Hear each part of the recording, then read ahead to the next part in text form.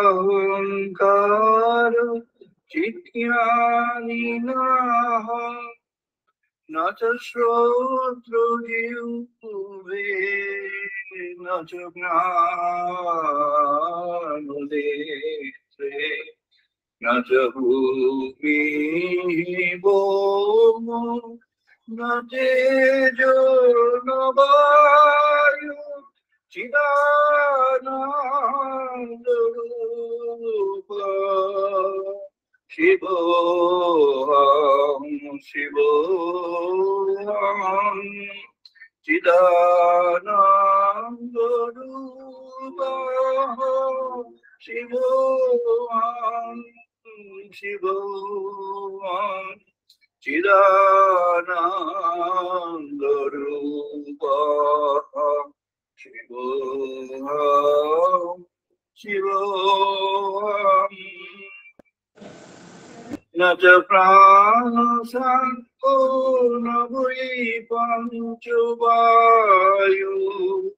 নব সপ্ত ধাতু নব পঞ্চকোশ নব পানিপাদ না চ পাস্ত বায়ু চিদানন্দ রূপ শিবোহং শিবোহং চিদানন্দ রূপ শিবোহং শিবোহং চিদানন্দ রূপ শিবোহং শিবোহং নামে বিশ্বরাগ নামে লোভ মোহ বাদ নৈব নৈব মাৎসর্য ভাব ধর্ম ন চান্ত ন কামো ন মোক্ষ চিদানন্দ রূপ শিবোহং শিবোহং চিদানন্দ রূপ শিবোহং শিবোহং না পুণ্যং না পাপং না সুখং না দুঃখং না মন্ত্র না তীর্থ না বেদ না যজ্ঞা অহং ভোজনং নৈব ভোজং না ভোক্তা চিদানন্দ রূপ শিবোহং শিবোহং চিদানন্দ রূপ শিবোহং শিবোহং চিদানন্দ রূপ শিবোহং শিবোহং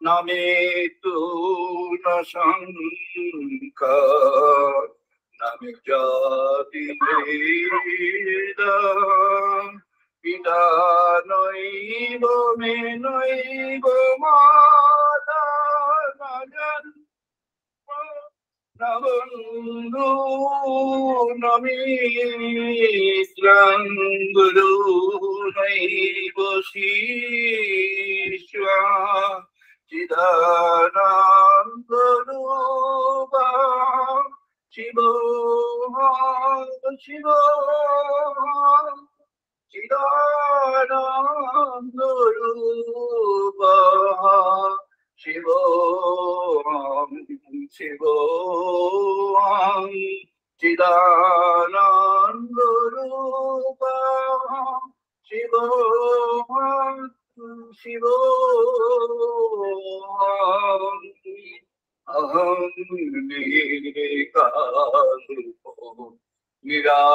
নিরাকার রূপ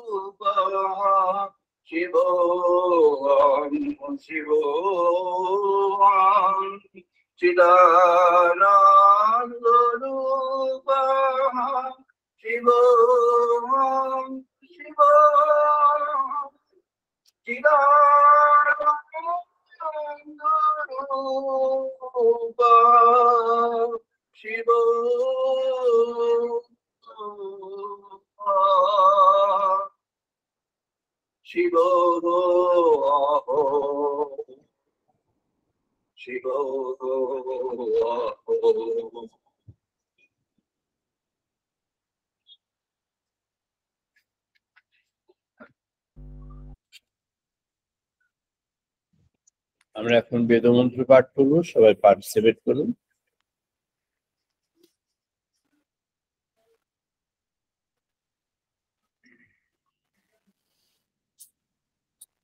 ओम वाग्मे मनसि प्रतिष्ठिता मनः मे वाचि प्रतिष्ठिता। ओम वाग्मे मनसि प्रतिष्ठिता मनः मे वाचि प्रतिष्ठितम्।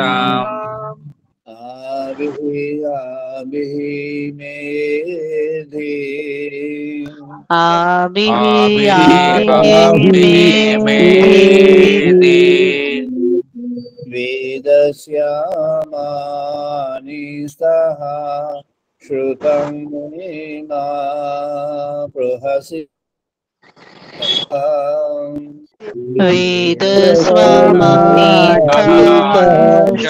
श्रुतं मे मा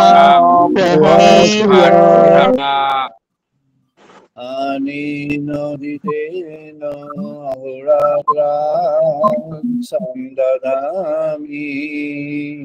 अनेनो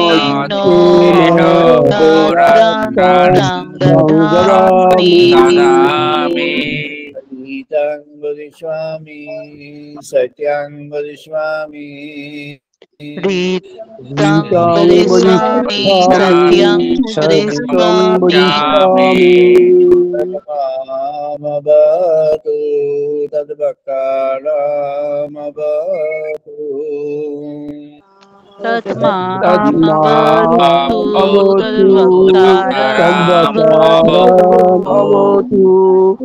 आवतु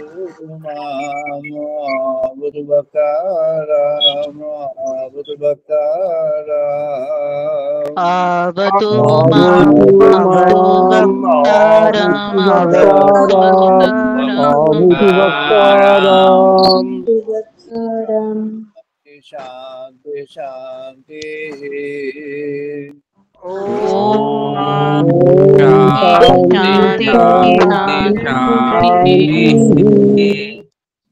ओम आप्यायन्तु मम अङ्गानि प्राणः चक्षुः। ओम आप्यायन्तु मम अङ्गानि प्राणचक्षुः। श्रोत्रमात्रः बलमिन्द्रियाणि च सर्वाणि। श्रोत्रमात्रः बलम् इन्द्रियाणि च सर्वाणि। सर्वं ब्रह्मोपनिषदाम्।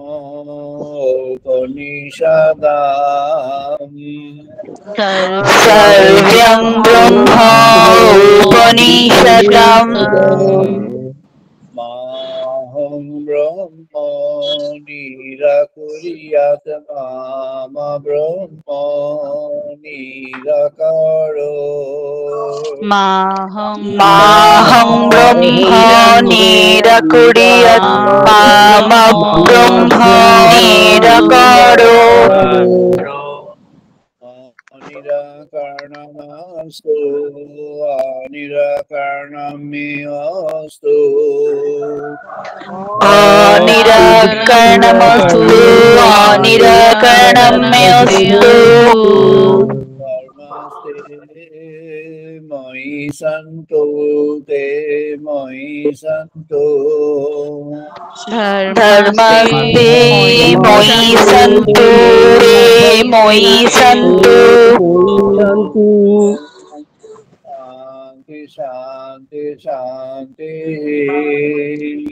ॐ शान्ति शान्ति ॐ पूर्णमादः पूर्णमिदं पूर्णात् पूर्णमुदच्यते ॐ पूर्णमादः पूर्णमिदं पूर्णात् पूर्णमुदच्यते पूर्णमादाय पूर्णमेव अवशिष्यते पूर्णस्य पूर्णमादाय पूर्णमेव अवशिष्यते ॐ शान्ति शान्ति शान्ति ॐ शान्ति शान्ति सहनावतु सहनौ भुनक्तु ॐ सहनावतु सहनौ भुनक्तु वीर्यं करवावहै सह वीर्यं करवावहै तेजस्विनावधीतमस्तु मा विद्विषावहै तेजस्विनो अधीतमस्तु मा विद्विषावहै शान्ति शान्ति ॐ शान्ति शान्ति शान्तिः शं मित्रः शं गुरुनः शं नो भगवति हर्यो ॐ शं नो मित्रः शं वरुणः शं नो भवति हर्यो इन्द्रः बृहस्पतिः शं नो विष्णुरुक्रमः शं नो इन्द्रः बृहस्पतिः शं नो विष्णुरुक्रमः ब्रह्मणे नमः देवायु नमो ब्रह्मणे महादेवाय प्रत्यक्षं ब्रह्मासि त्वमेव प्रत्यक्षं ब्रह्मासि त्वमेव प्रत्यक्षं ब्रह्म वदिष्यामि त्वमेव प्रत्यक्षं ब्रह्म वदिष्यामि सत्यं वदिष्यामि रीतं वदिष्यामि सत्यं वदिष्यामि अवतु तद्वक्तारमवतु तद्मावतु तत्तारमवतु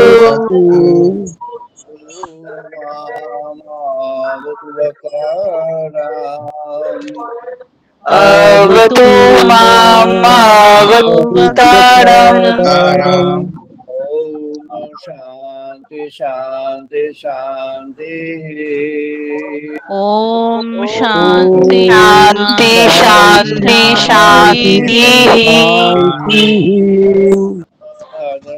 गणेभिः भीषणां देवा ॐ भद्रं कर्णेभिः शृण्वां देवा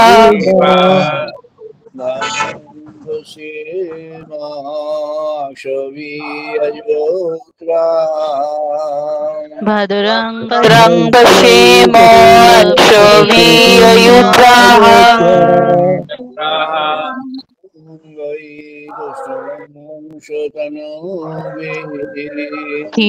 स्थिरयं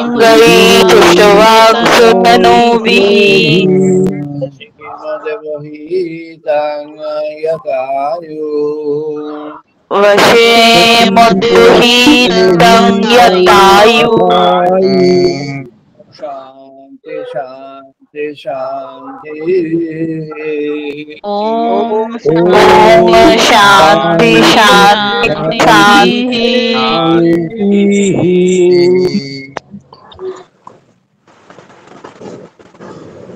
আমাদের আলোচনায় প্রবেশ করছি। আজকে আলোচনার পর্ব ব্রহ্ম উপলব্ধি 942তম পর্ব। আজ 2024 সালের সেপ্টেম্বর মাসের 1 তারিখ রবিবার। এটি ডিজিটাল মোডে 232তম ডিজিটাল আলোচনার পর্ব, 237 ডিজিটাল সানডে ক্লাস। আজকে আমাদের প্রসঙ্গ ভক্তি বেদান্ত, বেদান্তিক ভক্তি। বিগত দিনে আমরা আলোচনা করেছি বেদান্ত তত্ত্ব। বেদান্ত তত্ত্বের কয়েকটি ধারা আছে, তার মধ্যে মূল ধারা হলো তিনটে। একটি হলো অদ্বৈত বেদান্ত, একটি ভক্তি বেদান্ত, আর একটি স্বরূপ বেদান্ত। অদ্বৈত বেদান্ত আমরা বিগত দিনে আলোচনায় এনেছি অদ্বৈত বেদান্ত। আজ আমরা প্রবেশ করছি ভক্তি বেদান্তে।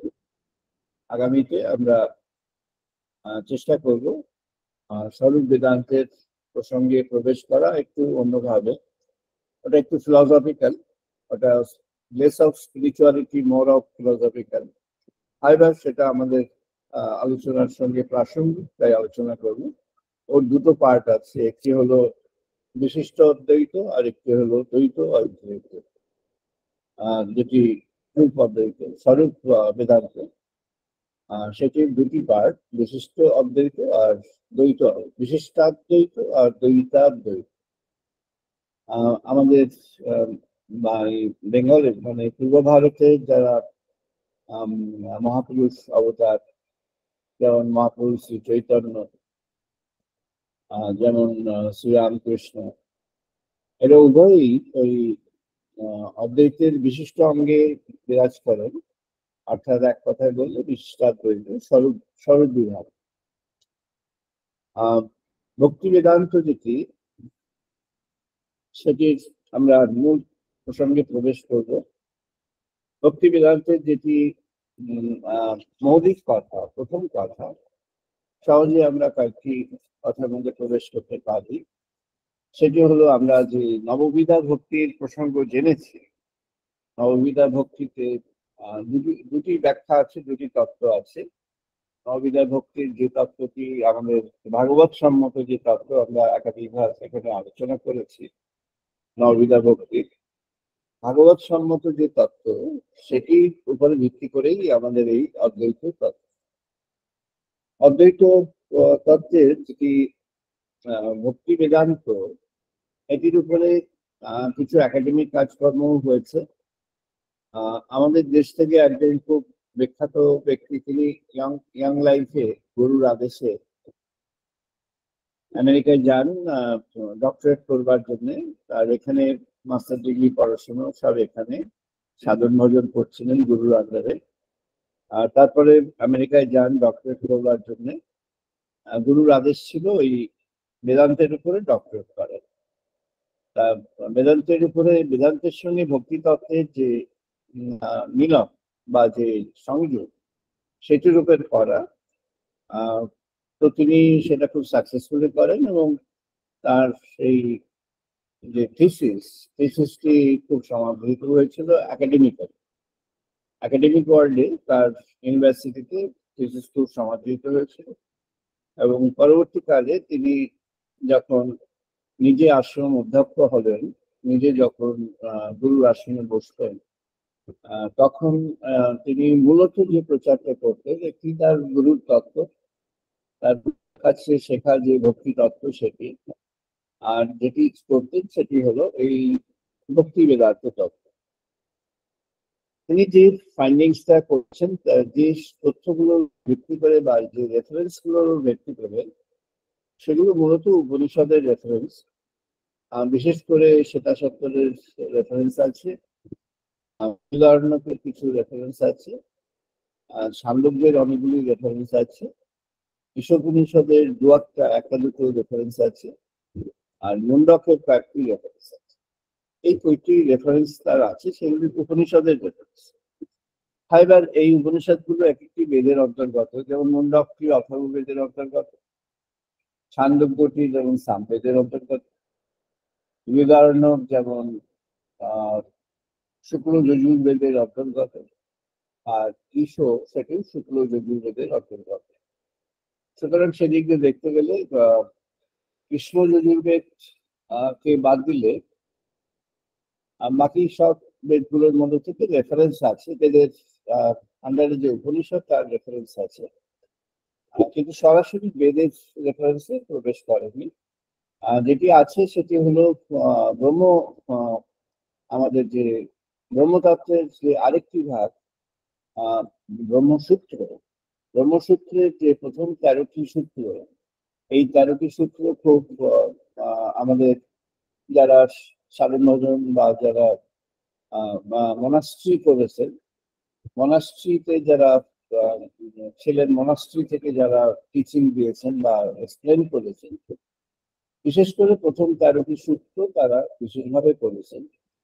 তার একটি কারণ হলো ভাগবত এই প্রথম ব্রহ্মসূত্রের যে প্রথম 13টি সূত্র, তার মধ্যে তার একটি পার্টিকুলার স্পিরিট আছে, এই স্পিরিটটাকে নিয়ে তারা আলোচনা করেছে। যার কথা বলা হলো এতক্ষণ, তিনি হলেন মহানন্দ ব্রহ্মচারী। তিনি বৈষ্ণব বেদান্তের উপরে তিনি অ্যাকচুয়ালি ভক্তি বেদান্ত লিখলেন, কিন্তু পরে বই প্রকাশিত হলো বৈষ্ণব বেদান্ত। এবার ভক্তির যে তত্ত্ব, সেই তত্ত্বটি প্রথম এসেছে প্রহ্লাদের কাছ থেকে। প্রহ্লাদকে অ্যাকচুয়ালি প্রহ্লাদের মাদার, ইনি তো ওর বাবার সঙ্গে কাটিয়েছেন, তার মা। তো তিনি যে রাক্ষস কুলের যা কিছু আচার আচরণ সবই তার জানা। আবার তার মধ্যে একটা হরিভক্তি তার ছেলেবেলা থেকেই ছিল, তিনি কখনো সেটা প্রকাশ করেননি। তার সেই প্রকাশটা হয়ে গেল প্রহ্লাদের মধ্য দিয়ে। তো তার সঙ্গে কথোপকথনে এই প্রহ্লাদ এই ভক্তি তত্ত্বটি প্রথম কথা প্রহ্লাদ ব্যক্ত করেন। তারপরে প্রহ্লাদের কাছে আরো অনেকে সাধু সমাজ বা অনেক বিদ্বজ্জন যারা এসেছেন, তারা প্রশ্ন করেছেন এবং তাদের সঙ্গে আলোচনা হয়েছে, এবং তিনি নিজে থেকে অনেকবার বলেওছেন। সেটি ভাগবতে বারবার এসেছে, তবে বিশেষভাবে যে কথাটি তার প্রথম, সেটি হলো এই, প্রহ্লাদ বলছেন, শ্রবণং কীর্তনং বিষ্ণু স্মরণং পাদসেবনং আননং বন্দনং আসনং বন্দনং দাস্য সখ্যম আত্মনিবেদন। এটি 9টি ভাগ হলো। এই 9টি ভাগ হলো শ্রবণ, কীর্তন, বিষ্ণু স্মরণ, পাদসেবন, তারপরে অর্চন, বন্ধন, দাস্য সখ্য আর আত্মনিবেদন। এই 9টি ভাগ। এই 9টি ভাগের মধ্যে মুক্তি তত্ত্ব নিয়ে যেদিন আলোচনা হয়েছিল এখানে এই সানডেতে, সেদিনের আলোচনায় এটি ছিল যে এই ভক্তি তত্ত্বের সঙ্গে মহাপ্রভুর যে নববিধা ভক্তি, তার ওয়াইড ডিফারেন্স আছে, বিরাট তফাৎ আছে। আবার মহাপ্রভুর যে নববিধা ভক্তি, তার সঙ্গে পরবর্তীতে শ্রীরামকৃষ্ণের যে ভক্তি তত্ত্ব, সেটির অনেক তফাৎ আছে। মহাপ্রভু শ্রীকৃষ্ণ চৈতন্যের যে নববিধা ভক্তির তত্ত্ব, সেটি ভাগবতের সঙ্গে কিছুটা মিল আছে, কিছুটা অমিল আছে। যেটুকু মিল আছে সেটুকু তিনি যেখানে ব্যক্ত করেছেন, সেই তার যে বলা, তার নানা প্রসঙ্গে বলা, এবং তার হয়ে গোস্বামীরা, স্বরগোস্বামী যে ছজন গোস্বামী তার হয়ে যে তত্ত্ব প্রকাশ করেছেন, মহাপ্রভু কথা থেকে কথা ব্যাখ্যা করে যে তত্ত্ব করেছেন, সেই তত্ত্বের মধ্যেও সেটি কিছু কিছু ভাবে আছে। শ্রবণ কীর্তন বিষ্ণু স্মরণ পাদ সেবন অর্চন বর্ধন। শ্রবণ কীর্তন বিষ্ণু স্মরণ পাদ সেবন অর্চন বর্ধন, এই হলো ছটি। এই ছটির মধ্যে প্রহ্লাদ ভাগবতে বারবার যেটি বলেছে, এটি প্রহ্লাদ বলছেন যখন, তখন ভাগবতের এটি স্কন্ধ চলে এসছে সপ্তম স্কন্ধে প্রহ্লাদের এই উক্তিগুলো এসেছে। প্রহ্লাদের খণ্ড এটি, প্রহ্লাদ সম্পর্কে আছে, প্রহ্লাদের কথা, তার জীবন, তার সম্পর্কে, তার তত্ত্ব সব এই সপ্তম স্কন্ধেই বেশি। অন্যান্য জায়গাতেও কিছু রেফারেন্স আছে, কিন্তু এখানেই বেশি, 7th পার্ট। তো ভাগবতের এই সপ্তম স্কন্ধে যেটি এসেছে, তার মধ্যে শ্রবণ কীর্তন বিষ্ণু স্মরণ পাদ সেবন অর্চন বর্ধন, সবচেয়ে গুরুত্ব উনি যেটা দিয়েছেন, সবচেয়ে যেটির উপরে এমফাসিস দিয়েছেন, গুরুত্বপূর্ণ বারবার যেটি উল্লেখ করেছেন, যেটি প্রহ্লাদ উল্লেখ করেছেন, যেটি ধ্রুব মহারাজের, ধ্রুবের যে তত্ত্ব, সেটি ভাগবতে যখন আলোচনা হয়েছে, ওটি মাঝে মাঝেই আলোচনা হয়েছে, কিন্তু বিশেষভাবেও আলোচনা আছে, দীর্ঘ আলোচনা, সেখানেও ওই একই এমফাসিস আছে। আবার ভাগবতকার সুখদেব গোস্বামী মহারাজ ভাগবত রচনা করতে করতে তার মনে যে বিশ্বাস এসেছে, তিনি যে তার মধ্যে যে উপলব্ধি এসেছে, সেই উপলব্ধির কথা তিনি মাঝে মাঝেই লিখেছেন। অর্থাৎ যেমন প্রহ্লাদের কথা উনি লিখলেন, তারপরে কিছু ব্যাখ্যা হলো, ব্যাখ্যা হওয়ার পরে এবার সুখদেব গোস্বামী নিজের কথা একটু নিজে কিভাবে বুঝেছেন সেটা লিখেছেন।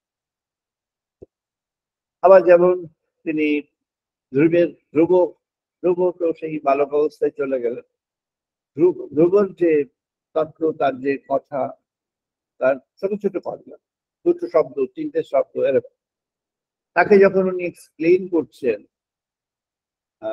সুখদেব গোস্বামী মহারাজ, তখনও উনি এই একই এমফাসিস উনিও দিচ্ছেন। আবার নারদের সঙ্গে যখন সংলাপ হচ্ছে, নারদ যখন তার কাহিনী, নারদের কাহিনী, এটি একেবারে শুরুতেও আছে, আবার একেবারে শেষের দিকেও আছে, গোটা ভাগবত মিলে নারদ সব জায়গাতেই আছে, সবকটা খণ্ডেতেই নারদের প্রসঙ্গ আছে, কিছু কিছু। তো নারদের সঙ্গে যখন তার কথা হচ্ছে, নারদও সবচেয়ে বেশি সেটিকে গুরুত্ব দিচ্ছে, সেটি হলো শ্রবণ। এটিকে বলছেন যে ভক্তি আহরণের জন্য, ভক্তি সঞ্চারের জন্য, অর্থাৎ ভক্তি প্রস্তুত করবার জন্য, এটি আমাদের ঋগ্বেদে বলেছেন সোমরস, অর্থাৎ অন্তরের মাঝে একটা সোমরসকে আমাদের ওয়েস্টার্ন স্কলাররা নানাভাবে ব্যাখ্যা করেছে। খুব সারপ্রাইজিং ব্যাখ্যা প্রথমে হলো, তারপরে সেটাই সবাই কপি করতে করতে এমন অবস্থা হলো সবাই ওইটা কপি করেছে, যত পণ্ডিত আছে, ডক্টরেট করেছে, তারা সব ওই একই কাজ করেছেন। সোমরস মানে কি, একটা গাছের লতা আছে সোমলতা, সেই লতাটাকে সিঞ্চন করে তার রস বার করে সেইটা খেলে বেশ একটা মনের মধ্যে একটা বেশ ভালো আমেজ আসে। যেমন একটা মধু পান করে, 1 চামচ মধু খেয়ে বেশ একটা বসলেন একজন, বা আফিং খেয়ে যিনি বুধ হয়ে গেলেন, সোমরস অতটা নয়, আফিং এর মতো একেবারেই বুধ হয়ে যাওয়া নয়, কিন্তু সোমরস হচ্ছে বেশ একটা মনের মধ্যে আনন্দের ভাব হলো, এরকম একটা ভাব। এটা পর্যালোচনা করেছে। স্যার ম্যাক্স মুলারও করেছে, আর নাম করার দরকার নেই, প্রায় সবাই করে, প্রায় নয় সবাই করে। এবং তাদেরকে কপি আমাদের যারা বিশেষ বিখ্যাত, তাদের নাম না করলেই ভালো, তারা সবাই বিখ্যাত, বড় বড়, বিরাট বড় বড়, তারাও তাই করে। একমাত্র শ্রী অরবিন্দে এসে সেই মূল তত্ত্বের মধ্যে প্রবেশ হলো। শ্রী অরবিন্দ সেই প্রথম এটিকে দেখিয়ে দিলেন যে সোমটা হলো, সোম রস হলো, এটি হলো যখন রিয়ালাইজেশন, যখন উপলব্ধির স্রোত, এটি হলো উপলব্ধির স্রোত। আমাদের মধ্যে যেমন মুখে একটা রসগোল্লা দিলে মুখের মধ্যে যেমন লালা লালা বেরিয়ে আসে, জিভের সামনে একটা তেঁতুল রাখলে যেমন জিভ থেকে একটা লালা বেরিয়ে আসে, আমাদের একটা খাদ্য যেমন মুখে যখন যায়, ভগবান এমন ভাবে মানুষের শরীরটাকে গড়ে দিয়েছেন যে যেরকম খাদ্য যাবে সেরকম তার ভেতরে সিক্রেশনও হবে। যদি খাদ্যটার মধ্যে খুব অ্যাসিডিক থাকে তাহলে সিক্রেশন হবে। যারা ডাক্তারবাবু আছেন তারা ভালো জানবেন। তো আমরা যতটা জানি, যখন যে খাদ্য যেরকম হবে তার সঙ্গে যেটা সামঞ্জস্যপূর্ণ, সেই ধরনের এন্ডোক্রাইন সিক্রেশন বডির ভেতরে হয়। অর্থাৎ ওদের মধ্যে হয়তো একটা সুপার কম্পিউটার এমন কিছু আছে, যে সুপার কম্পিউটার সঙ্গে সঙ্গে, এটাতে সেকেন্ড লাগে না, সেকেন্ডের অনেক কম সময়ের মধ্যে সঙ্গে সঙ্গে সেই ধরনের সিক্রেশনস গুলো চালু হয়ে যায়। এবার হতে হতে সময় লাগে, কোনোটাই বেশি হয়, কোনোটাই কম হয়, শরীরের অবস্থার উপর নির্ভর করে। তাই নানা অবস্থায় নানা রকম হয়, কম বেশি হয়ে যায়, তখন ওষুধ টষুধ খেতে হয়। ব্যালেন্স যারা নিয়ম মেনে চলেন তাদের আর ওগুলো দরকার হয় না, তাদের সবটাই চলে যায়। যেমন তৈলঙ্গস্বামী মহারাজ, তিনি বায়ু ভুগছিলেন, বাতাস খেয়ে খেয়ে এই মোটা পেট হয়ে গেল, কিন্তু গঙ্গার জলে ভাসছে। তো এরকম মানে হিমালয়ের অনেক সাধু আছেন, যেটি আমাদের পার্সোনাল এক্সপিরিয়েন্সের মধ্যেও আছে, এমন যে ওরকম মানে উইদাউট এনি ফুড হয়তো 7 দিন চলছে, মানে not a single grain, nothing, you know only little bit water and only little bit ওই লেবুর রস, এইটুকু, এছাড়া নাথিং এলস। তো কি করে তাদের চলছে? চলছে কোনোভাবে চলছে, ভগবানের ব্যবস্থা নানা রকম আছে। অরবিন্দ এসে দেখলেন যে আরে একটু নানাভাবে অপব্যাখ্যা হয়ে গেছে এতদিন ধরে। ইভেন তার পরবর্তী যারা একদম দেশের সর্বোচ্চ অধিকারী হয়ে উঠলেন, ফিলোসফার ইত্যাদি, তারাও বিখ্যাত অধ্যাপক ইউনিভার্সিটি, তারাও বর্ণনা করেছেন ওই সমলতা। অবশ্য তারা ওদের রেফারেন্স টেনে বর্ণনা করেছে। শ্রী অরবিন্দ এসে প্রথমে দেখলেন যে এটা হচ্ছে রিয়ালাইজেশন। যখন ভগবানের অনুভব হয়, যখন আপনি ধ্যানে আছেন, সাধনে আছেন, যখন ধ্যানের মধ্যে প্রবেশ করেছেন, তিনি ধ্যানে প্রবেশ করবেন। ধ্যানে যখন প্রবেশ করবেন, ওই একবার দুবার একটু প্রাণায়াম করলাম হয়ে গেল ওরকম নয়, তিনি সত্যি সত্যি ধ্যানের মধ্যে প্রবেশ করবেন। তার সেরকম তার জীবনচর্যা, তাকে সেভাবে জীবনচর্যা করতে হবে, তার সেই সংযম, তার মধ্যে সেই পরিমিতি, বিশুদ্ধতা, মনের বিশুদ্ধতা, এগুলো সব করতে হবে। এগুলো না হলে যে যা হবে সেটা ধ্যান নয়। ওই যে বাজারে যেমন আছে যোগা, ওই যোগা হবে। যোগা ভালো, শরীরের জন্য ভালো, এটা ওটার জন্য ভালো, কিন্তু যোগার সঙ্গে আমাদের এই সাধনের কোনো সম্পর্ক নেই। যোগাকে যেভাবে আমাদের এখন জগতে পরিচিত, ওর সঙ্গে কোন রকম রিলেশন নেই। ওটা আলাদা, এটা আলাদা। ওই যোগাতে যা ফল হয়, যে ফুটবল খেলে তার ফল আরো বেশি হয়, যে সাঁতার কাটে তার ফল আরো বেশি হয়। ওই যোগা থেকে যা হয় তার থেকে যে ছোটে তার ফল আরো বেশি হয়। ওটা কি হয় না, সঞ্চালন, ভেতরে রক্ত এবং সব সঞ্চালন। এই যে এন্ডোক্রাইন সিক্রেশন, এই এন্ডোক্রাইন সিক্রেশনটা কিসে হয়? যখন যেরকম খাদ্য আসবে সেরকম। এবার যিনি খাচ্ছেন না, যিনি ভগবানের ধ্যানে বসে আছেন, সত্যি সত্যি ধ্যানে বসে আছেন, তিনি শুধু ভগবানকে ভাবছেন আর 5টা জিনিস ভাবছেন। শ্রীরামকৃষ্ণের কথা আছে, তিনি ওই যদু মল্লিকের ঘাটেও ইয়েকে দেখেছিলেন, ওই সুরেন্দ্রকে দেখেছিলেন, আবার দক্ষিণেশ্বর মন্দিরে মা কালীর সামনে একজন মহিষী মহিলা, তাকেও তিনি দেখলেন। এবং ওখানে এসেছেন, হাত জোড় করে করছেন, মালা জপ করছেন, কিন্তু মামলার কথা চিন্তা করেন। ঠাকুর বললেন, দিলাম একটা সপাটে চাপড় দিতেই সব শান্তিরা ছুটে আসলো। তো যাই হোক, এরকম সপাটে চাপড় দিলেন কেন? ওনার সঙ্গীতের বাজবে। উনি তখন রিয়ালাইজ করলেন যে হ্যাঁ, ছোট ঠাকুর যে সত্যি বুঝেছেন যে মনের মাঝে কি চলছে। উনি তখন নিজেকে সংশোধন করে দিলেন। তার মধ্যে সেই গ্রেটনেস ছিল, তাই তিনি সঙ্গে সঙ্গে সংশোধন করেন। অন্যরা পারেন, গ্রেটনেস থাকে না, তাদের ইগো আছে, তারা অনেক বড় বড় মানুষ, তাদের ইগো আছে। যিনি ধ্যানে প্রবেশ করবেন, ধ্যানে যখন আপনি প্রবেশ করেছেন, আমাদের যে সৎচক্র আছে, চক্র নিয়ে কত রকমের সব লেখালেখি আছে, কথাবার্তা আছে, বই আছে, প্রচুর বই এখন চক্র নিয়ে আছে। চক্র নিয়ে অনেক বই আছে, যার এটা শ্রীরামকৃষ্ণের কথা আছে। চক্রটা এইভাবে ব্যাখ্যার জিনিস নয়, এটা অনুভবের জিনিস। তিনি অনুভব করবেন, তিনি আর ব্যাখ্যার দিকে খুব একটা যাবেন। একটু ব্যাখ্যা করতে হয় সবার বোঝাবার জন্য, কিন্তু সেই বেশি ব্যাখ্যার মধ্যে এটা যাওয়ার বিষয় নয়। তো এটা চক্র নয়, সেটি আমাদের মধ্যে একটা স্বতঃস্ফূর্ত ভাবে যখন ভক্তি জেগে ওঠে, সেটা কিভাবে ভগবানকে প্রহ্লাদ বলছেন যে ইতি পুংস অর্পিত বিষ্ণু ভক্তি চেতন এব লক্ষণ ক্রিয়ঃ এব ভগবৎ লব্ধ্বা তৎ মন্যেহি অধীত উত্তম। মন্যেহি অধীতম উত্তম।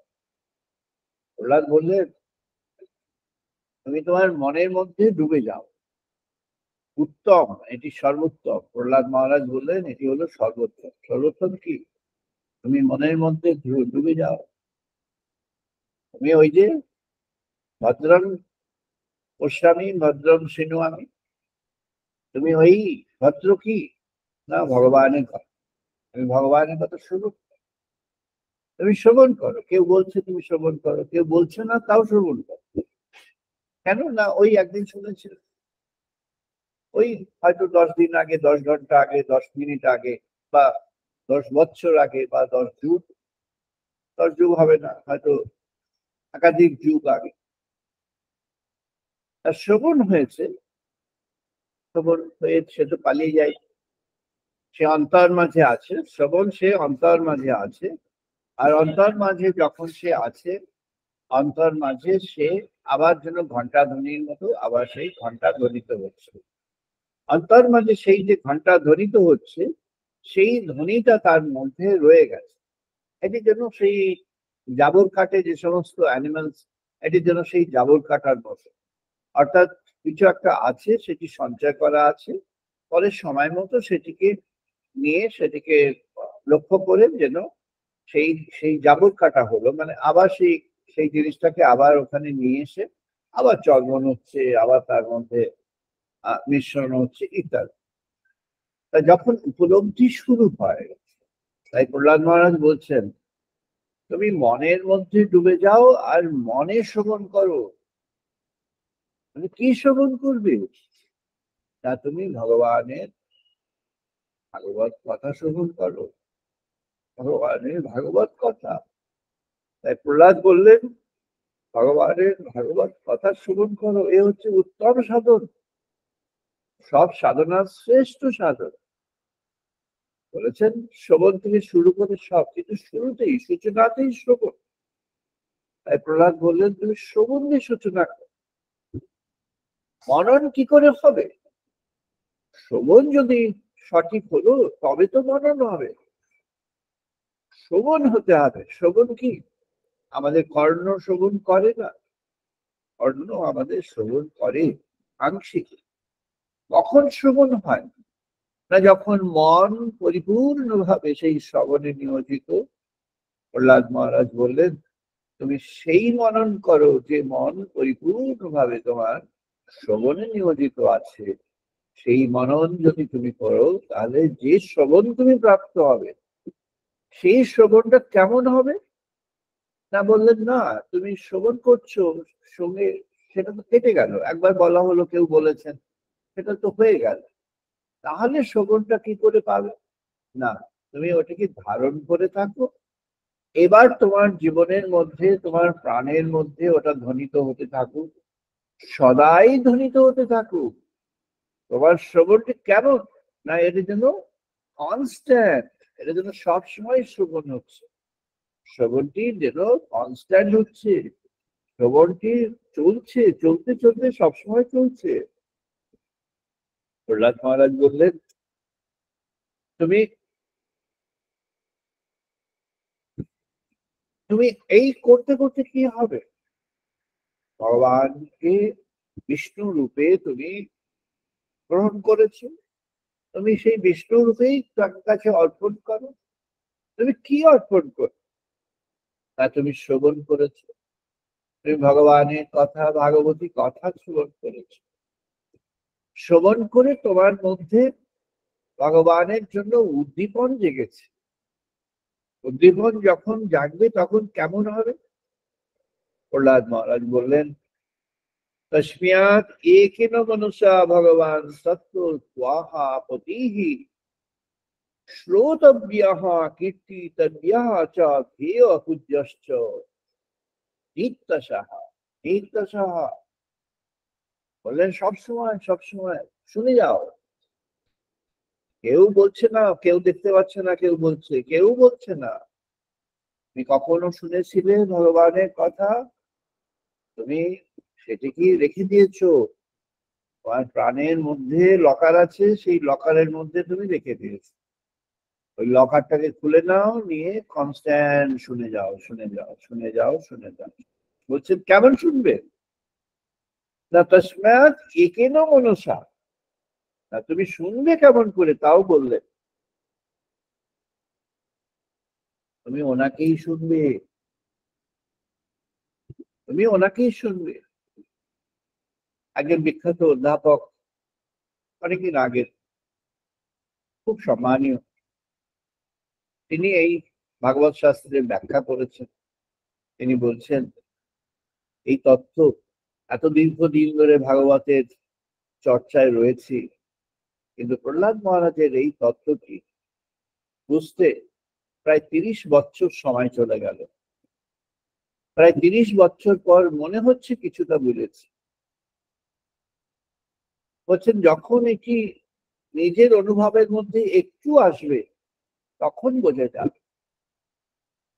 বলছেন যদি এমন হয়ে গেল, সেটি একটি হৃদয় মন্দিরে ভগবানের কথা হয়েছিল,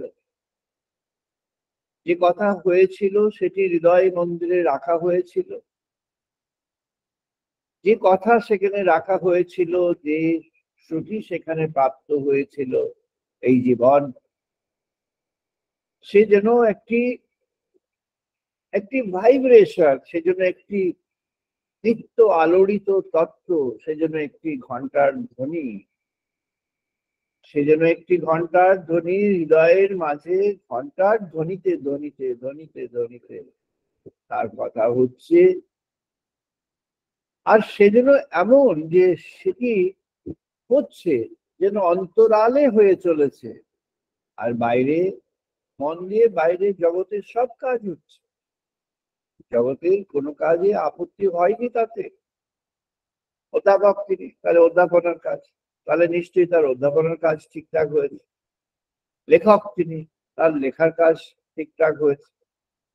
তিনি নিজে নিজের কাজ সব করতেন, অর্থাৎ নিজে নিজে রান্না করতেন, তার নিজের রান্না করার কাজও নিশ্চয়ই ঠিক হয়েছে, নাহলে অতদিন ধরে কি করে তার জীবনটা বাঁচবে।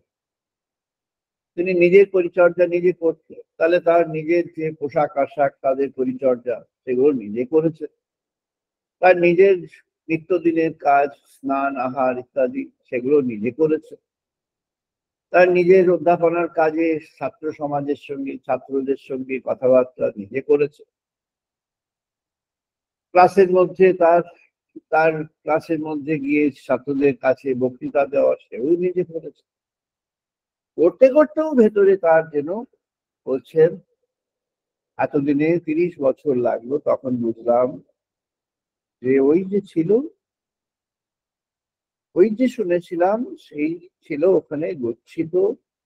তাই আমি বললাম যেন লকার ছিল, সেখানে গচ্ছিত থাকে। তাই গচ্ছিত ছিল। লকার কেন না বাইরে কেউ যাবে না, তাই লকার। তাই গচ্ছিত ছিল। তো গচ্ছিত ছিল কেন? ওই যে রামপ্রসাদ বললেন, মন তুই দেখ আর আমি দেখি, আর যেন কেউ না দেখ। তাই একই জিনিস রামপ্রসাদ বললেন, তুই দেখ আর আমি দেখি। তাই উনি বলছেন প্রহ্লাদ মহারাজ, তস্মিয়াৎ একেন মনসা ভগবান সত্ত্বতাং গতিহি। উনি সত্য, ভগবানই সত্য। ভগবানকে তুমি রূপে অরূপে একই সঙ্গে মেনে নাও। তিনি রূপে বিরাজমান, আবার তিনি অরূপে বিরাজমান। তিনি রূপে বিরাজমান, তিনি দৃশ্যমান। তিনি অরূপে বিরাজমান, তিনি শ্রুতি, তিনি হৃদয়ের মধ্যে শ্রুতি হয়ে আছেন, ঘণ্টার ধ্বনি হয়ে আছেন। তিনি হৃদয়ের মধ্যে অবগুণ্ঠনে আছেন, ঢাকা আছে, গচ্ছিত হয়ে আছে। প্রহ্লাদ মহারাজ বললেন, সত্যম বিয়াহ। কাকে? না ওই সত্যকে সত্য। ওই সত্য কে? না ওই সত্য ত্বাং পতিহি। উনি তোমার জীবনের রাজা, উনি তোমার প্রাণের গুরু, উনি তোমার আশ্রয়। তাই তো অর্জুন ভগবানকে স্তব করল। গতিহি ভর্তা প্রভু সাক্ষী নিবাস শরণং সুরে স্থানম নিদানম বীজম অব্যয়ম। হে অব্যয় পরব্রহ্ম সচ্চিদানন্দ কৃষ্ণ, আমি এখন বুঝেছি তুমি সেই। এখন আমি এটা বুঝতে পারছি তুমি সেই। তোমায় আমার রথের উপরে দেখছি, তুমি আমার রথ পরিচালনা করছো। আবার তোমায় আমি আমার হৃদয়ের মাঝে দেখছি, তুমি সেখানে নেই, তোমার এই রূপ নেই। তুমি তখন আমার হৃদয়ের রাজা হয়ে গিয়েছো। তুমি আমাদের হৃদয়ের রাজা হয়ে গতি দেখাচ্ছ, জীবনের পথ দেখিয়ে চলেছো। কখন হলো? না যখন তিনি সব প্রাপ্ত হলেন। ভগবান নিজে তখন নিজের সম্পর্কে ব্যক্ত করলেন, আর তার সেই রূপকে দুভাবে দেখালেন। ভাগবত বলছেন যে ভগবানের যে দর্শন, তার সঙ্গে মিলন এবং দর্শন কেমন করে হলো? না দুটি রূপে হলো। একটি তার স্বরূপ, আর একটি তার তটস্থ রূপ। স্বরূপ, স্বরূপের লক্ষণ কি? না স্বরূপ তার এক্সটার্নাল ফিচার্স। কৃষ্ণ ওখানে বসে আছেন, হাতে বাঁশি আছে, অথবা রথ চালাচ্ছেন, তাই হয়তো বাঁশিটা কোমরে গোজা আছে। তার ওই রথের দড়িটা হাতে নিয়ে ঘোড়াদের সামলাচ্ছে। সামলাতে হয় না ওনাকে, ওনার ইচ্ছা অনুযায়ী ঘোড়াগুলি চলে, কিন্তু তিনি সেখানে আছেন। তাই ওই যে আছে বাস্তবত, ওই যাকে আমরা বাস্তব বলে জানি, চোখে না দেখলে বাস্তব বলে মনে করি না, যেটি আমাদের মানুষের দৃষ্টিতে বাস্তব, সেই বাস্তব হয়ে যখন আছে তখন তিনি স্বরূপত আছে। কোন স্বরূপত? না তার জগৎ প্রকাশ স্বরূপ। জগৎ প্রকাশ কি? না তিনি রাম রূপে জগৎ প্রকাশ করবেন। শ্রীরামচন্দ্র ফিরে আসলেন, এসে দেখলেন কুটিরে সীতা নেই, দেখলেন লক্ষণও নেই, জঙ্গলের মাঝে তাদের কুটির। তখন হাহাকার পড়ে গেল, সীতা কোথায়? সীতা হারিয়ে গেছে। এইবার দুই ভাই মিলে সীতা খুঁজতে বেরোলেন, দণ্ডকারণ্যে প্রবেশ করলো। দেখলেন জটায়ু, বিশাল দেহি জটায়ু সেখানে পড়ে আছেন, শেষ নিঃশ্বাসটা নিতে পারছেন না, অপেক্ষা করে আছেন। জটায়ু মহা দূরদর্শী, জটায়ু ভগবত বিদ্যায় ব্রহ্মবিদ্যায় পারদর্শী। তার জীবন অন্য রূপে, কিন্তু সে ব্রহ্মবিদ্যায় পারদর্শী। সে জানে ভগবান এবার আমার কাছে আসবেন।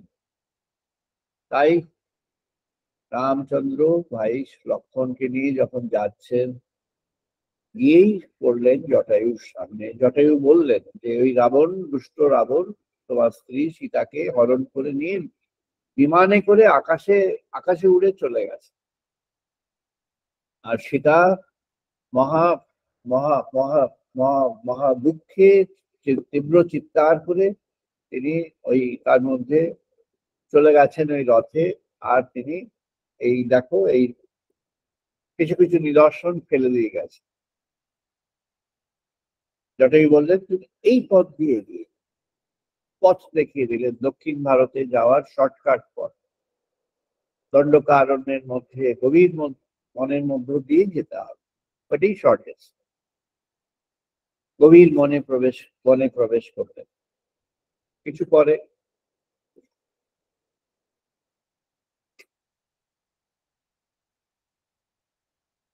লক্ষণ বলছেন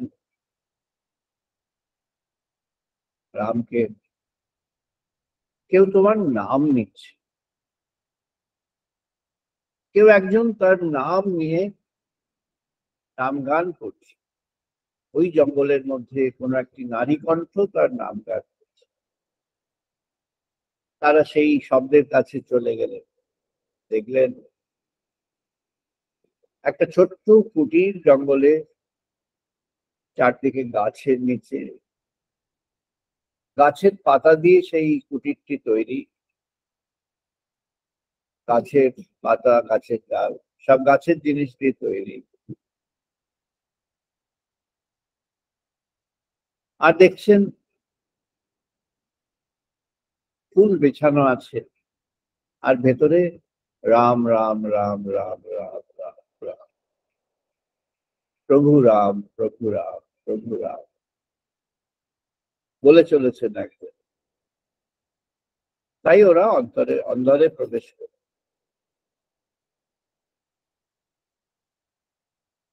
দেখলেন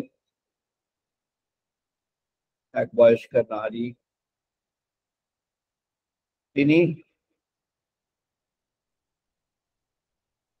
একটি সিম্বল সেখানে এঁকেছেন।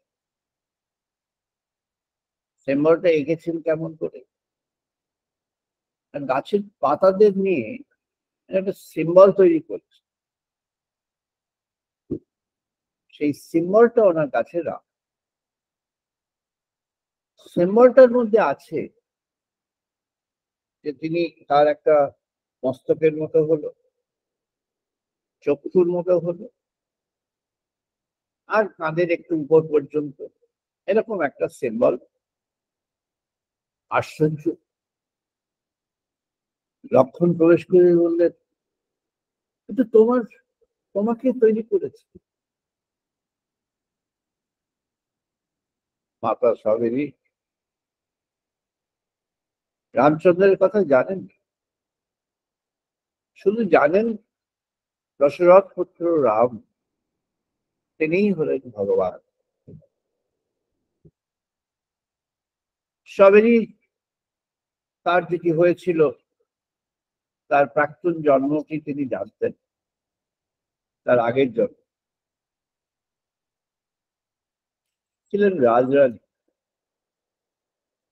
বিরাট বৈভব ছিল, প্রচুর ধনরত্নের অধিকারী ছিল, প্রচুর জাঁকজমক ছিল।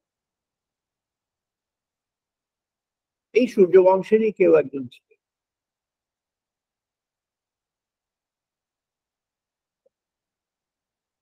কিন্তু ওনার মধ্যে ভক্তি জেগে উঠল, ভগবানের জন্য ভক্তি এত জাঁকজমক যে ভগবানের যে ভক্তির জন্য তাকে নিয়ে তিনি একটু বসে সাধন ভোজন করবেন, সেটি হচ্ছিল।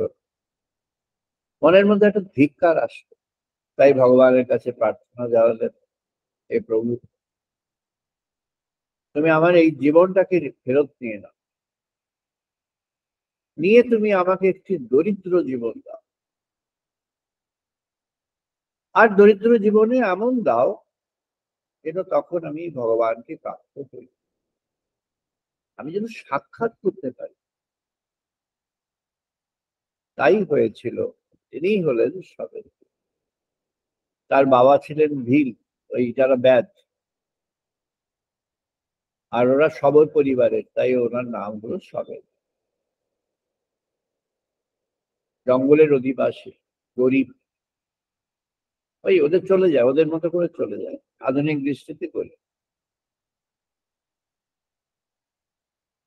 মেয়ে বড় হয়েছে, বাবা জোর করে বিয়ে দেবেন।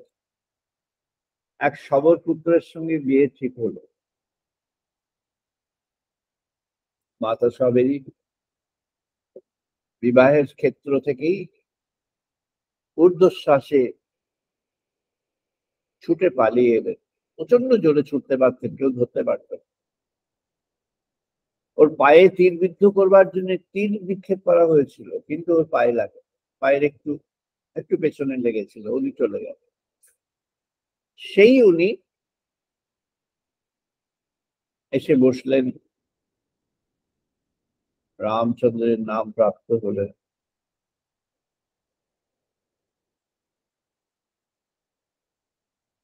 গাছের পাতার পাত্র,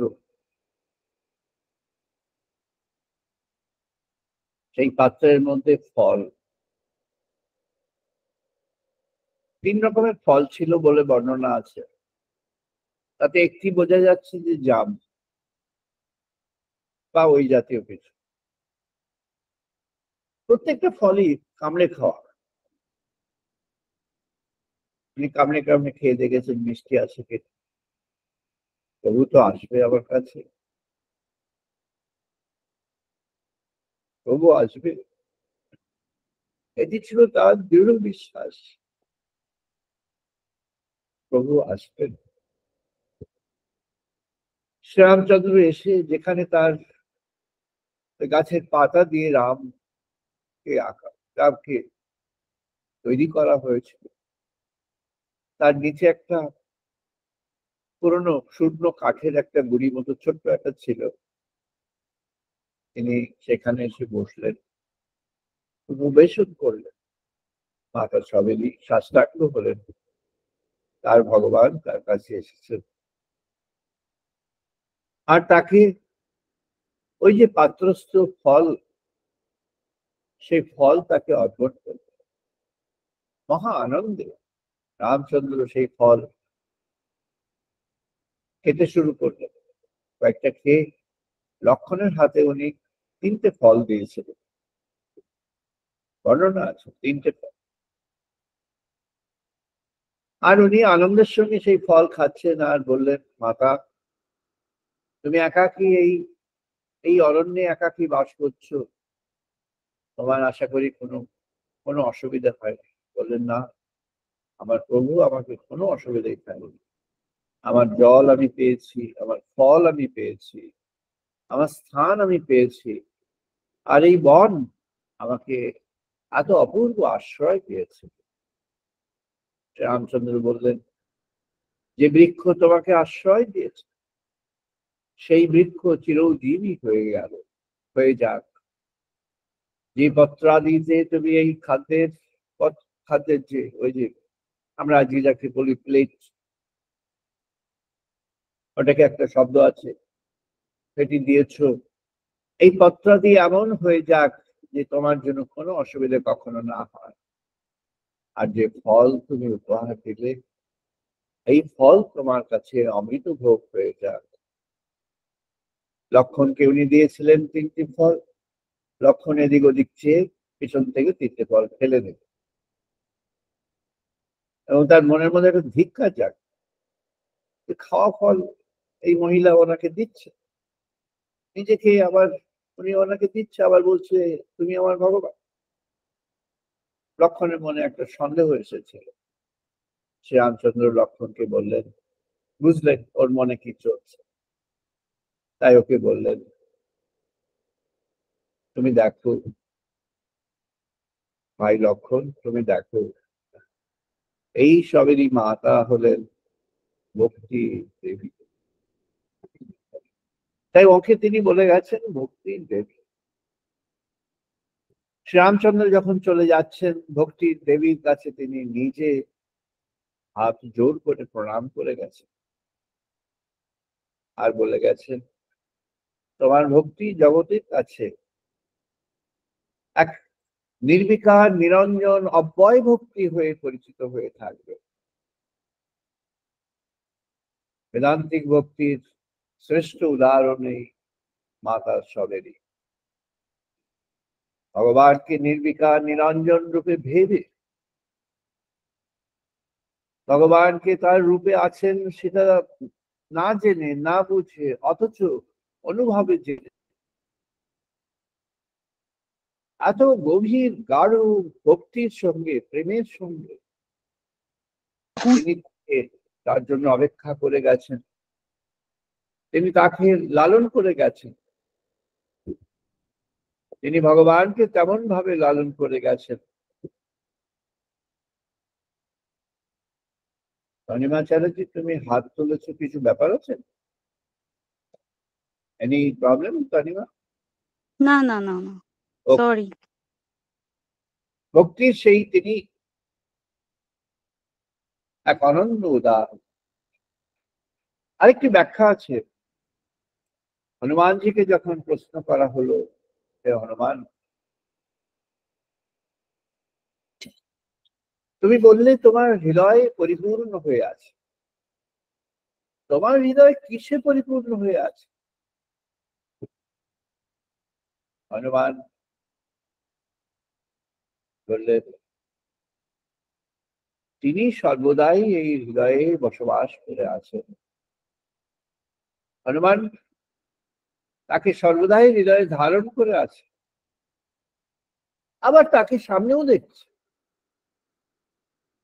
একই সঙ্গে তিনি হৃদয় মাঝে, আবার তিনি সামনে। তিনি বিষ্ণু স্মরণ পাদসেবন করে চলেছেন। আর তিনি কি করছেন? তিনি সর্বদাই ভগবানের বাক শ্রবণ করে চলেছেন। শ্রী হনুমানজি তার বাক শ্রবণ করে চলেছেন। তাই প্রহ্লাদ মহারাজ বললেন, শ্রেয়ঃ স্মৃতি ভক্তি তস্যাঃ তে বিভো তৃষন্তি ये केन बोधलब्धये तेषामसौ क्लेशलः एव शिष्यते न अन्यः यथा स्थूलतुषो अवभूति अबुता। তুমি বড় হও ছোট হও, বাইরের দৃষ্টিতে যা খুশি হও, জগতের দৃষ্টিতে তোমার পরিচয় যা খুশি হোক, তুমি কি অন্তরে ভগবানকে বরণ করতে পেরেছো? তুমি কি অন্তরে ভগবানকে গ্রহণ করতে পেরেছো? এব শিষ্যতে নান্য, তুমি অন্তরে ভগবানকে গ্রহণ করে ভগবানের শিষ্যত্ব পেয়েছো? যদি তুমি পেয়ে থাকো,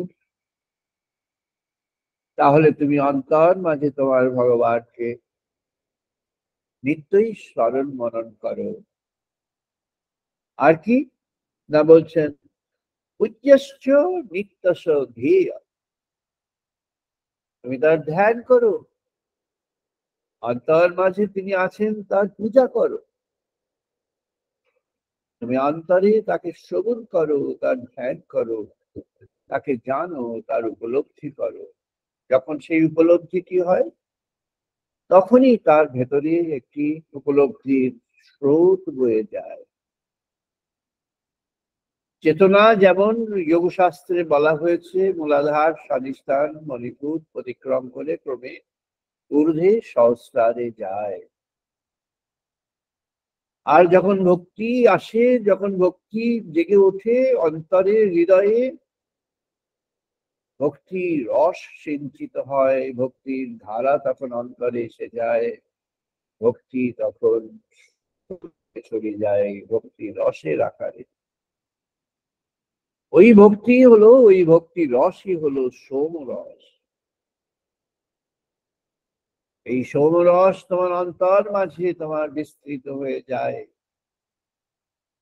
কেন্দ্র থেকে সেটি নির্গত হয়ে ক্রমে ঊর্ধ্বে উঠে যায়, আবার নিম্নতেও চলে আসে। নিম্নে কেন? যা কিছু জৈব প্রবৃত্তি আছে তখন সবই নিয়ন্ত্রণ হয়ে যায়। ভগবান যখন অন্তরে আসেন, তখন মানুষের কি সাধ্য সে বেচালে যাবে? তার কোনো সাধ্য নেই যে সে কোনো অন্যায়ের পথে যাবে। অন্যায়ের পথে তার যেতে পারবে না, সে যেতে হবে না, তার যাওয়াই হবে না, রুখে যাবে তার যাওয়া, কোনোভাবেই হবে না, কোনো পরিস্থিতিতেই হবে না। তাই ওই সমরস, তার ওই অনুভব, তার উপলব্ধির যে স্রোত, এই আমাদের হৃৎকেন্দ্র থেকে যেন নাভি কেন্দ্রে, স্বাধিষ্ঠানে, মূলাধারে সর্বত্র ছড়িয়ে যায়, নিয়ন্ত্রণ করে, জীবের জীবত্বকে নিয়ন্ত্রণ করে, জীবের মধ্যে তার মহিমায়, তার মধ্যে শিবত্বের সঞ্চার করে। জীবের মধ্যে শিবত্বের সঞ্চার হয়, জীবের মধ্যে শিবত্ব জেগে ওঠে, তার মধ্যে মহাশিব, ভগবান মহাশিব তখন তাকে আশ্রয় দেন। কেমন ভাবে না, ওই ভক্তির স্রোত যখন ঊর্ধ্বে নিম্নে জাগত হয়, তখন সমগ্র সত্তায়, তাই একজন বলছিলেন, একজন ভক্ত, যে কোষে কোষে তখন সঞ্চারিত হয়। শ্রী অরবিন্দ বলেছেন এটি, কোষে কোষে সঞ্চারিত হয়। সঠিক। তখন কেমন হয় না, কোষে কোষে সঞ্চারিত, কোষে কোষে চারদিকে ছড়িয়ে যায়, তখন যেন জারিত হয়ে যায়। বললেন যেমন জ্বর হলে হয়, সমস্ত গায়ে যেমন তাপ হয়ে যায়, উত্তাপ হয়ে যায়। শ্রীরামকৃষ্ণদেব বললেন, বুঝিয়ে বললেন, যেমন উত্তাপ হয়ে যায়, তাপ হয়ে যায়, 102 ডিগ্রি 3 ডিগ্রি জ্বর হয়েছে, শরীরের যে কোনো স্থানে স্পর্শ করলেই দেখা যাবে যে সে গরম হয়ে গেছে, মাথা গরম, কপাল গরম, হাতে হাতে গরম, তার শরীর গরম, তার গরম হয়ে গেছে, ছড়িয়ে গেছে, তাপ হয়ে গেছে, জ্বর হয়ে গেছে, জ্বরে গেছে। ভগবানের কথায় শ্রবণে, ভগবানের বাক্য ধারণে, ভগবানের উপলব্ধিতে সে যেন জ্বরে যায়, তার কোষে কোষে ভগবত্তার সঞ্চার হয়। বললেন প্রহ্লাদ মহারাজ, ইয়াত অনুদ্যাহ আসীনা যুক্তাহ কর্মগ্রন্থি নিবন্ধন সিদ্ধন্তি কবিদাতস্য কোন কুরিয়াত কথারিতা। যখন তোমার মধ্যে ভগবানের চেতনা জেগে উঠবে, যখন জীবনের মধ্যে ভগবানের এই উপলব্ধি প্রাপ্ত হবে জীবন, তখন সেই উপলব্ধির স্রোত, উপলব্ধির কথা, উপলব্ধির বাক্য, উপলব্ধির স্রোত সমগ্র জীবনের মাঝে সঞ্চারিত হয়ে যাবে। ইয়াদ অনুদ্যাহ আসীনা যুক্তাহ কর্মগ্রন্থি নিবন্ধনঃ। তখন তার যে কর্ম করলে তার জীবনের কর্মফল চক্রের মধ্যে আবদ্ধ হয়ে যাওয়া, সেটি তখন তার মুক্ত হয়ে যাবে সেটি থেকে। সেই কর্মবন্ধন থেকে মুক্ত হয়ে সে এখন ভগবানের দিকে এগিয়ে যাবে। তাই প্রহ্লাদ মহারাজ বলছেন, সিদ্ধন্তি কবিদাতস্য পূর্ণ কুরিয়াতঃ কথা অনিতম। তখন তার মধ্যে যা কিছু নেগেটিভ আছে, যা কিছু অসৎ আছে, যা কিছু যদি জগতের প্রভাব থেকে থাকে, জগতের কোনো প্রভাব যদি সেখানে বিরাজমান হয়ে থাকে, সে সব মুছে যাবে, ছিঁড়ে যাবে। এই দড়িগুলো সব ছিঁড়ে যাবে, সেই গ্রন্থি সব ছিঁড়ে যাবে। ভগবান তখন জাগ্রত হয়ে উঠবেন।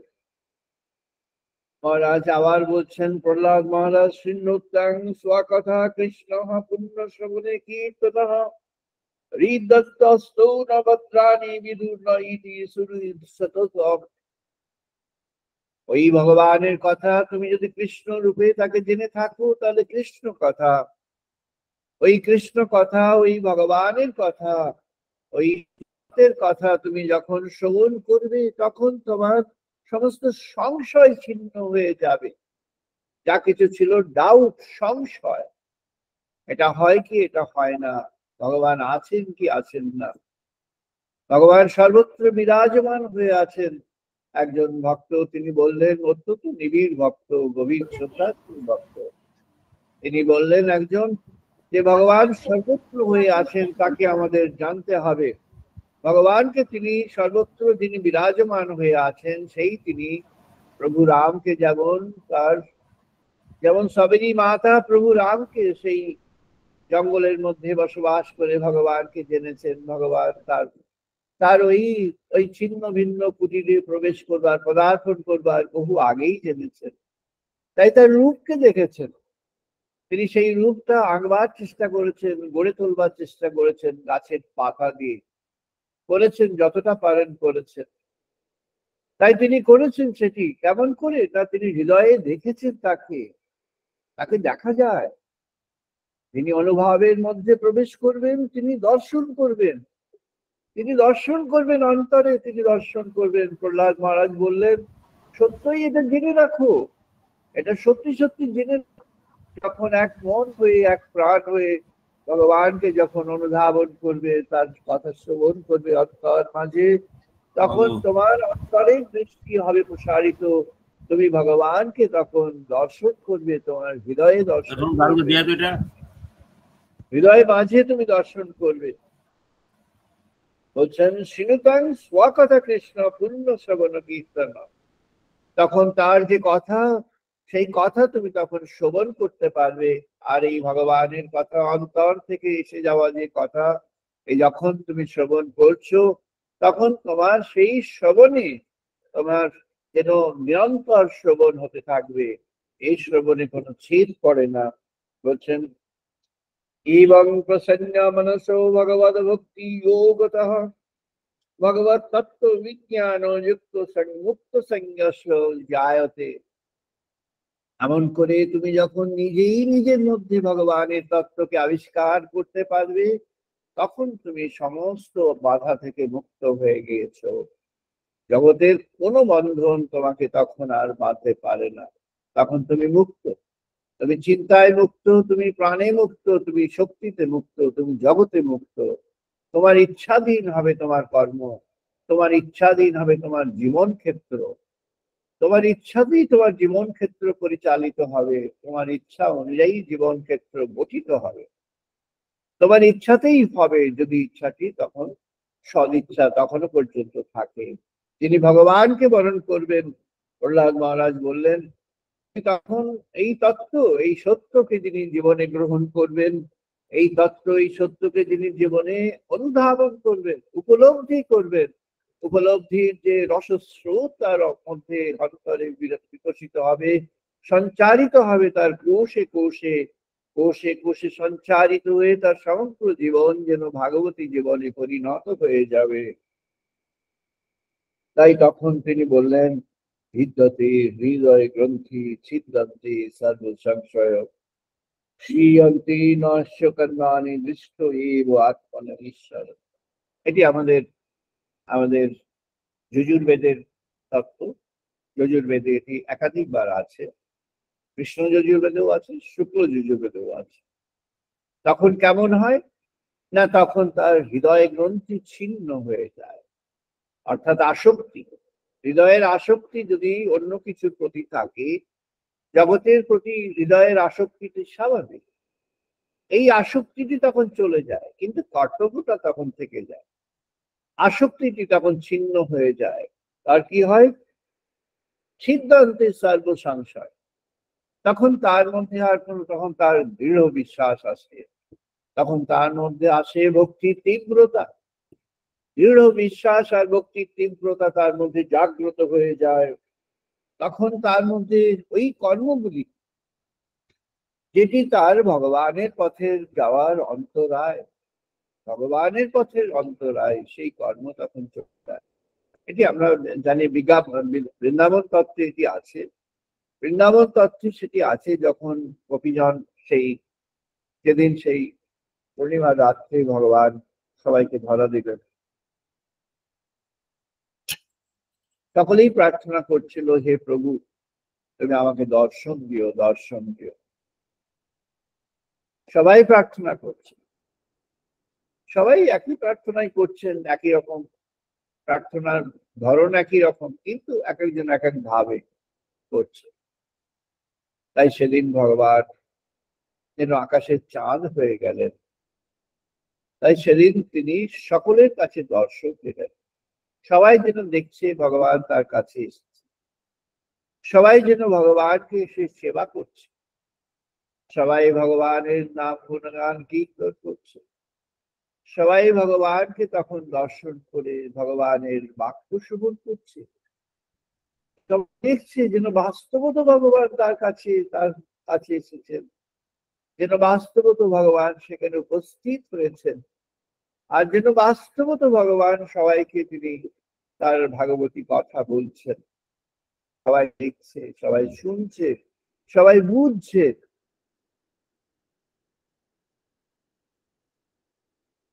সর্বস্বামীগণ ব্যাখ্যা করলেন, বলছেন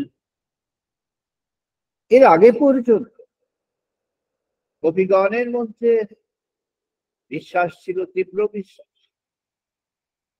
ভগবানের জন্য তীব্র ভালোবাসা ছিল, তাদের হৃদয়ে ভগবানের জন্য প্রেম ছিল, কিন্তু খাদ ছিল, তার মধ্যে মিক্স ছিল, মেশানো ছিল। আর আজ তাই ভগবান সেই রাস দিনে, এই রাত্রিতে তিনি যেন পূর্ণিমার চাঁদের মতো সকলের কাছে পৌঁছে গেলেন। আর তারপর কি হলো? গোস্বামী মহারাজ বলছেন সংশয় চলে গেল ওদের মধ্যে। কখনো বিশ্বাস হচ্ছে, আবার কখনো একটু যেন দোলামোলা হচ্ছে। ভগবান যদি থাকেন তাহলে এটা কেন হলো, ওটা কেন হলো? ভগবান যদি আমাকে ভালোবাসেন তাহলে এটা কেন হলো, ওটা কেন হলো? নানা রকম প্রশ্নের অবতারণা ছিল সেখানে। আজ সকল প্রশ্ন যেন ধুয়ে মুছে গেল, তাদের মধ্যে এখন দৃঢ় বিশ্বাস এসে গেল। অর্জুন বললেন, তার বিশ্বরূপ দর্শন করেছেন অর্জুন, আর ভগবান তাকে তার পাঠ দিলেন 18টি অধ্যায় বিন্যস্ত সেই পাঠ। অর্জুন বললেন, করিষ্যে বচনম তব। আমি এখন, আমার দৃঢ় বিশ্বাস হয়েছে এই সব, আমার দৃঢ় বিশ্বাস হয়েছে যে অচ্যুত, যে অব্যয়, যে নিরঞ্জন, যে পরব্রহ্ম সচ্চিদানন্দের কথা তুমি আমাকে শুনিয়েছ, বুঝিয়েছ। আমার এই বিশ্বাস হয়েছে তুমি একদিকে সেই অচ্যুত অব্যয়, তুমি সকল আকার বিহীন, তুমি সময়ের মাঝে বিরাজ করো না, তুমি কোন স্থানের মধ্যে সীমাবদ্ধ থাকো না, অথচ তুমি থাকো, অথচ তুমি স্বরূপে বিরাজমান। আজ তোমার তটস্থ লক্ষণ আমি জেনে ফেললাম, আমি বুঝলাম তুমি সেই সচ্চিদানন্দ সনাতন পরব্রহ্ম। আমি তোমাকে সেরূপে জানলো, তুমি সেই অব্যয় সচ্চিদানন্দ, তোমাকে সেই অব্যয় সচ্চিদানন্দ, তোমাকে তোমার স্বরূপে প্রাপ্ত হয়েছি আমারই রথের উপর। এই সখা, তুমি আবার অন্তর তব, তুমি আমার নিজের প্রাণের থেকেও বেশি প্রাণ, তুমি আমার সবকিছু, আমি তোমার কাছে সমর্পণ করব। অর্জুন তার কাছে সমর্পণ করবে। তাই বললেন, করিষ্যে বচনম তব, তোমার কথা যেমনটি তেমনটি হবে, তুমি যেমন বলবে তাই। তৎপরবর্তী অর্জুন শ্রীকৃষ্ণের কথা অনুসরণ করে চলেছেন। শুধু একটা দিন পারেননি, যেদিন অভিমন্যুকে ওরা মেরে ফেললো অন্যায় ভাবে। সাতজন প্রবীণ মানুষ, 7জন বিখ্যাত মানুষ, 7জন অত্যন্ত শ্রদ্ধেয় মানুষ, 7জন অত্যন্ত অত্যন্ত বিখ্যাত, অত্যন্ত প্রভাবশালী, তারা মিলে অন্যায় ভাবে যখন বালক অভিমন্যুকে হত্যা করলো। কেউই অভিমন্যুর সঙ্গে সমান ছিল না। ওর মধ্যে অভিমন্যুর সঙ্গে রণের সবাই পরাজিত হয়েছে, এক এক করে সকলে পরাজিত হয়েছে। শ্রেষ্ঠ শ্রেষ্ঠ তারা ছিল, তারা সবাই পরাজিত হয়েছে।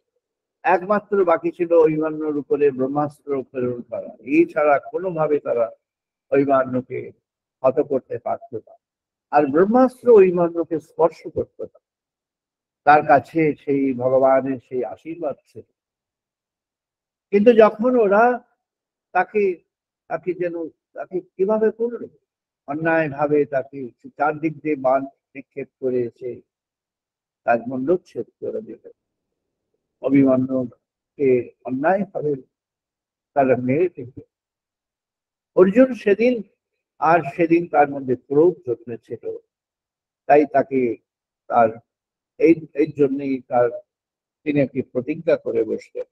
ভগবান সেটি নিরসন করে দিয়েছেন, অর্জুনের প্রতিজ্ঞার সম্মান রক্ষা করিয়ে দিয়েছেন। প্রহ্লাদ মহারাজ বললেন, তুমি প্রাপ্ত হয়েছে ভগবান কথা, তুমি একবার শ্রবণ করেছো ভগবানের কথা,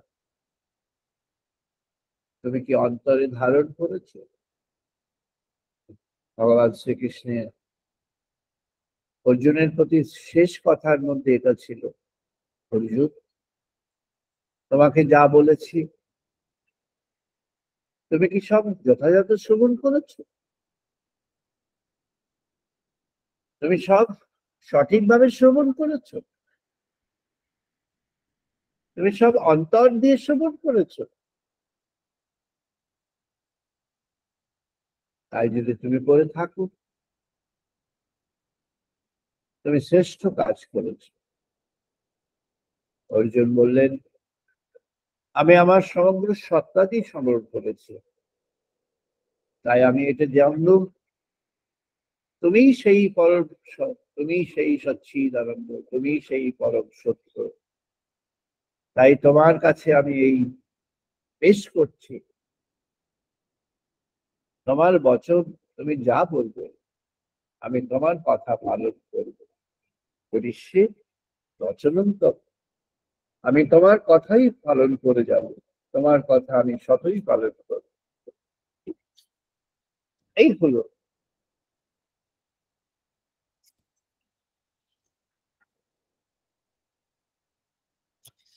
অদ্বৈত তত্ত্ব। ভগবানের একই ভগবান, তিনি বিরাজমান হয়ে আছেন, তার স্বরূপ বিভিন্নতায় আসছে, তিনি নানা সময়ে নানা রূপে জগতের কাছে আবির্ভূত হয়েছে। তার তটস্থ লক্ষণ হলেন তিনি সেই একই শাশ্বত সনাতন পরম পরম সত্য। তিনি এই শাশ্বত সনাতন পরম সত্য, এইটি হলো তার সেন্ট্রাল আইডেন্টিটি। আর তিনি যে রূপে জগতে বিরাজমান হয়ে থাকেন সেটি হলো তার বাইরের আইডেন্টিটি। প্রভু সচ্চিদানন্দ পরব্রহ্ম সনাতন সবার প্রতি তিনি চাইছেন ভক্তির বোধ হোক তার সবার প্রতি, এই তিনজন ভক্তি জাগ্রত হয়েছে।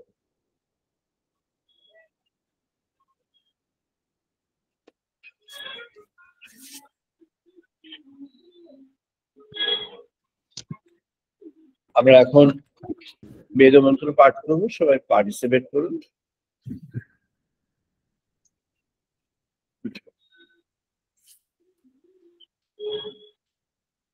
ओम भाग में मनोसी प्रतिष्ठिता, मनः में वाची प्रतिष्ठिता। ओम मे मनसि प्रतिष्ठिता, मनो मे वाचि प्रतिष्ठितम्।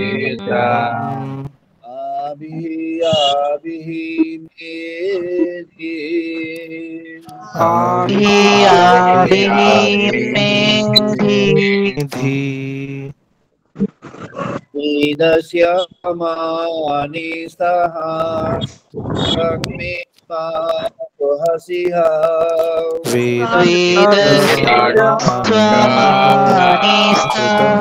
श्रुतं मे सहसिहा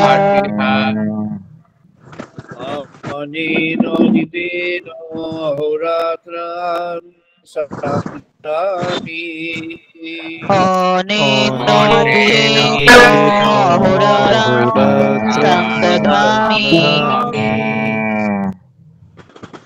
Ridang Bodhiswami, Satyang Bodhiswami, Ritam Vadiswami, Vadiswami, Satyang Vadiswami, Tadmamavatu, Tadbhaktaramavatu, Tatmavadu Tatmavadu Avadu Mama, Avadu Bhaktaram, Avadu Mam Avadu Bhaktaram Avadu Bhaktaram Om Shanti Shanti Shanti. Om Shanti Shanti Shanti Om Apayantu Mamangani Bhakranachoksuhu. Om Apayantu Mamo Angani Pranachakshuhu Rudramata Balamindriyani Cha Sarvani. Rudramatha Valam Indriyani Cha Sarvani Sarvam Brahma Upanishadam. Sarvyam Brahma Upanishadam Nira Kuriyat Mama Brahma Nirakaro. Maham Brahmo Nirakuriyat Mamam Brahmo Nirakaro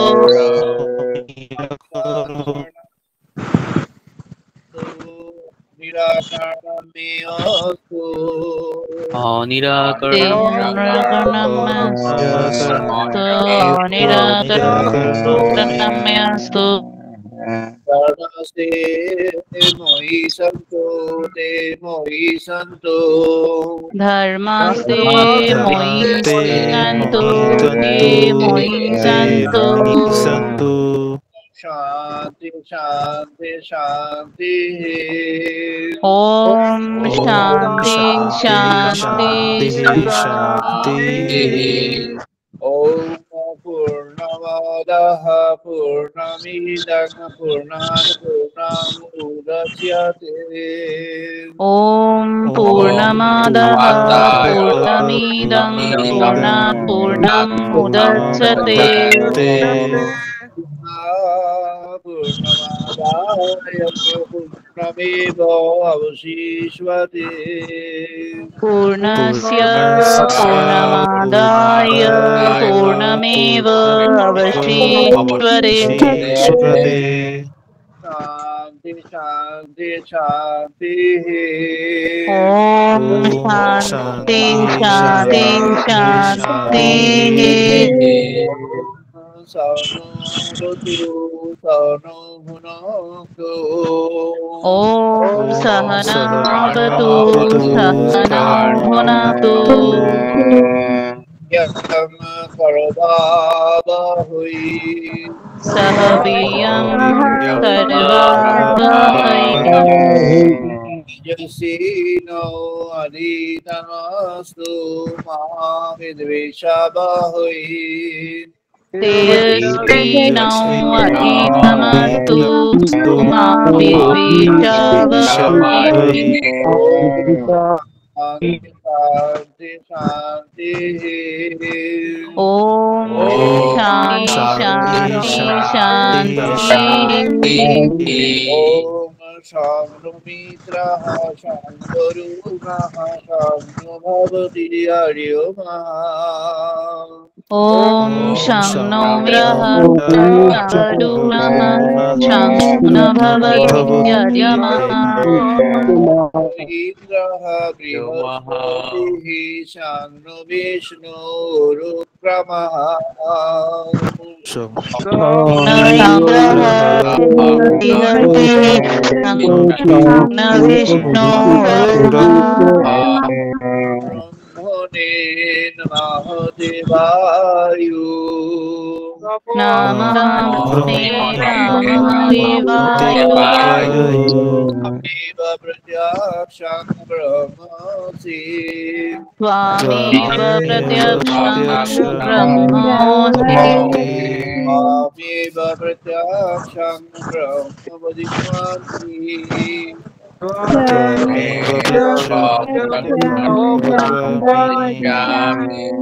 रीतं वदिष्यामि सत्यं वदिष्यामि वदिष्यामि सत्यं वदिष्यामि भवतु तद्वक्तारमवतु तद्मावतु तद्वक्तारमवतु मावतु वक्तारम् आवतु मावतु वक्तारम् शान्ति शान्ति शान्तिः ॐ शान्ति शान्ति शान्तिः गणेभ्यां देवा भद्रं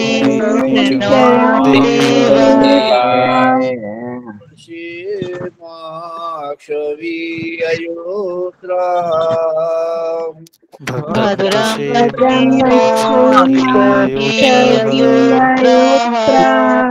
गय्याङ्गै दुष्टवान्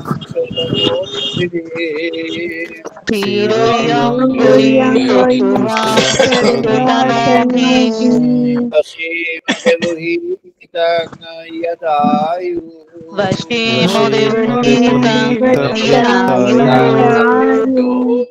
शान्ति शान्ति शान्ति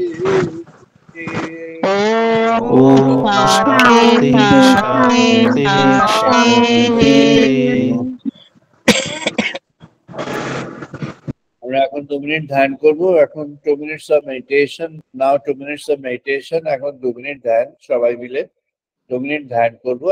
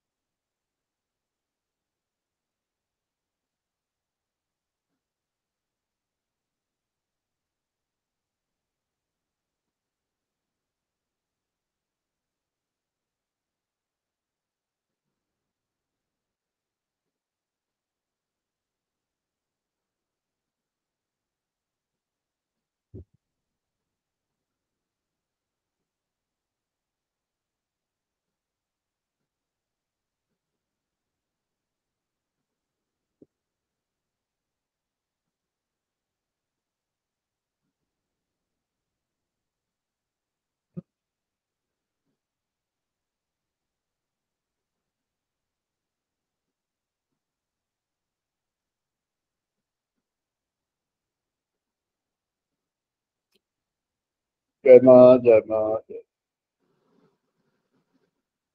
আমরা আজ এখানে কমপ্লিট করছি আবার আমরা মিলিত হব আগামী রবিবার ইন্ডিয়ান স্ট্যান্ডার্ড টাইম বিকেল 5:30টায় সবাই ভালো থাকুন Wish you all the best. All the best.